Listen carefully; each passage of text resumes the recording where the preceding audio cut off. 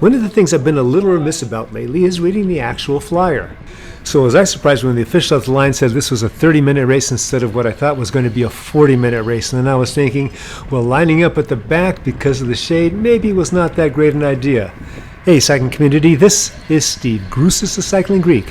However, with 17 riders, that was not that big a deal. For those of you not familiar with my channel, who are probably thinking, hey, this is probably a Pro 1-2 crit, it's not. It's the 65-69 with 13 people, the 70-74s with 3 people, in which I'm one of them, and one 75 plus. I was the young guy in my age group, and like every 5th year when I am that youngster, I have a chance of grabbing one of these championships. But there's always somebody stronger. In the road race championships a month ago or so, my main competition was this guy that was a 3-time world champion in the Masters. He had something like, 11, 13 national titles in both the US and Canada, and a whole bevy of district championships. I came in second in that race. And in this race, I still have somebody that's a lot better than me. My buddy Brian. He won districts last year, he won states last year, did something else last year. Now, I did beat him in a race about a month ago, and it was similar to this course. In that race, it was over in Sand City, California. It was 10 turns in 0.9 miles. Now, this one is about half of that. It's only half a mile. It has 6 turns in it. When he came back from nationals, he took a little break. His training was thrown off a bit because of other non-bike type of stuff going on, and that's why I was able to beat him. It's now a month later, and I'm assuming that he's taken care of all that. So my only tactic is really that I'm hoping he's out of position on the very last lap. Actually, my plan's a little more than that, but pretty much that's it. That, or I hope he gets a flat before the pre-lap's run out. That's how good he is. And speaking of Brian, that's him right in front of me in the white kit and the white helmets and the white shoes.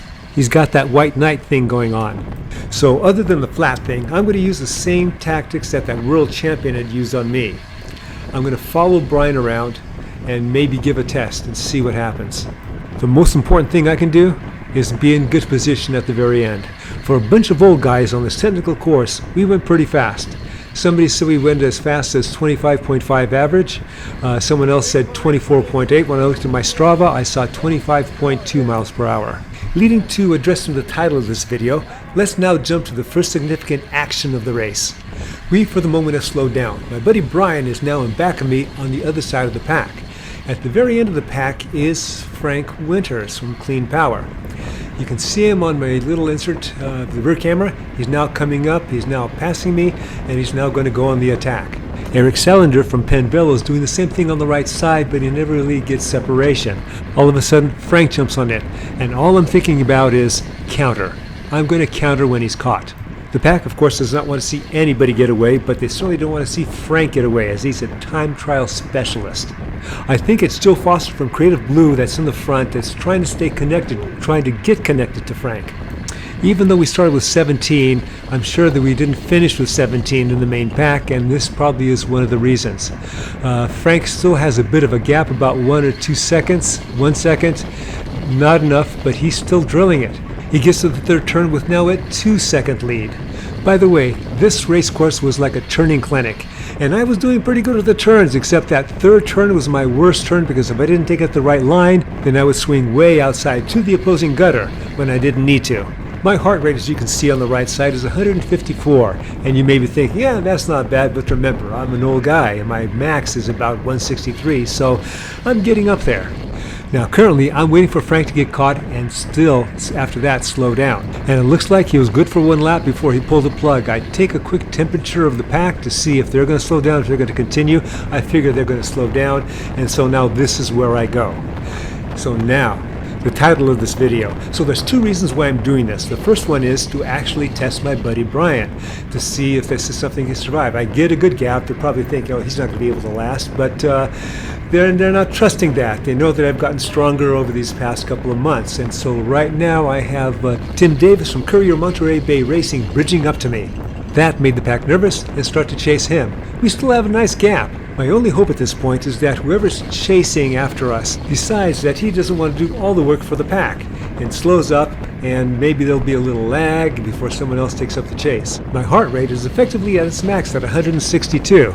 It's not worth it for Tim to pull through because the pack's too close, and he's an excellent sprinter, so he has more bullets to fire. So now I'm breathing like a racehorse, and I'm thinking about the counterattack, but I really don't think the counterattack's going to go. These guys are being more conservative. Again, this is a championship, so they're probably going to slow up when I slow up. So that gives me a chance to have my heart rate go back down. So before I forget, the second reason why I went on the attack. As you recall, Frank Winters from Clean Power Racing started this series of events. Next year I am joining Clean Power Racing. Reason being is that the 501c3 that the Off the Front racing team is associated with is ending and going through their shutdown process. I want to show Frank and the rest of the team that I'm racing with that I'm not one just to sit on wheels. We're going to have a lot of fun. So now I have to determine, how did my buddy Brian do? I saw him a few moments later and he seemed just fine. So now I'm back to, I hope he gets a flat. So now it's back to hanging at the back and or just following Brian like I'm doing right now. Unless an opportunity presents itself, I have to make sure I'm in good position on that last lap. And speaking of opportunity, lap cards are now showing. In fact, when we cross the line, it's going to show 4 to go. Frank, I see, is going to the front. This time, I jump on his wheel.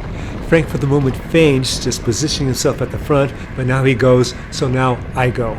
Joe Foster from Creative Blue is at the front. Frank, with his attack, is able to garner a small gap. All I'm thinking of at the time is, man, if he can just hold the space for the rest of the race, which of course he can't.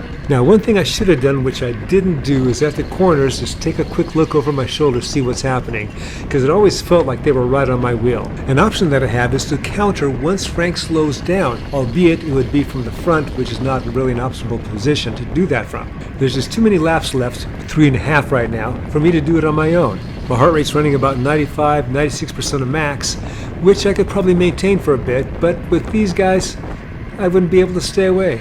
Pretty much, we're doing what we did last time. Everybody slows down. This, however, is a missed opportunity for those teams out there. So if I was racing as part of a team, this is where I would attack, particularly if I had a sprinter. I would draw the fire, and my sprinter would ride the wave. Joe Foster does accelerate, and Penn Vello's Shin Umedo gets on his wheel.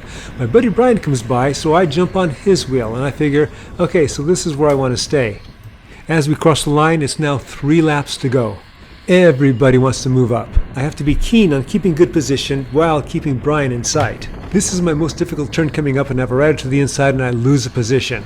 All I'm thinking about is getting back on his wheel. Penn Vello then comes up both sides of me and I lose a couple more wheels. Now I'm toward the back and Brian's up there and I'm not. My heart rate is still manageable.